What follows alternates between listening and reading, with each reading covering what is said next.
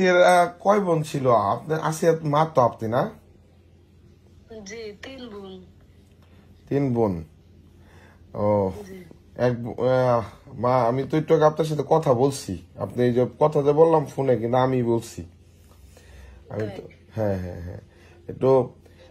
বাবা, আমি রাত্রে ফোন দিবে না? আচ্ছা মা, আমি একটা কথা বলি, আমাকে আর ফোন দিতে হবে না। আপনি যে কোনো বিষয়ে আমার এই মুহূর্তে আপনি যোগাযোগ রাখবেন। আপনি যেহেতু ইমু বুঝেন, হ্যাঁ, এই মুহূর্তে যোগাযোগ রাখবেন।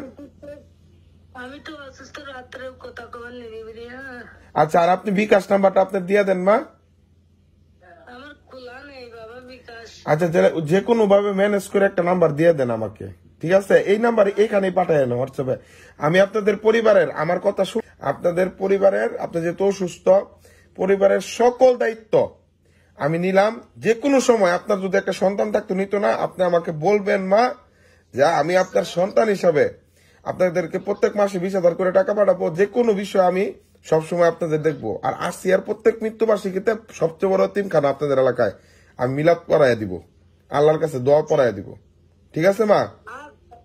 আচ্ছা তাহলে আসো, আমি যে তা বলতেছি। আমাকে বললেন মা। আচ্ছা আচ্ছা, আপনি বিকাশ নাম্বারটা কিন্তু এখনই পাঠাইয়া দিবেন মা। কারোর বিকাশ নাম্বারটা পাঠাইয়া দেন। আমি মা মন থেকে শান্তি পাবো। শেখ হাসিনার পক্ষ থেকে আমি আপনাদের জন্য কাজ করতেছি। আমি গাজীপুরের ছেলে, গাজীপুর জেলা ছাত্রলীগের সেক্রেটারি। আচ্ছা বাবা, আমি তো কথা বললেন হুজুর আসছে। আচ্ছা মা, আচ্ছা মা, জি, দোয়া রাখেন মা।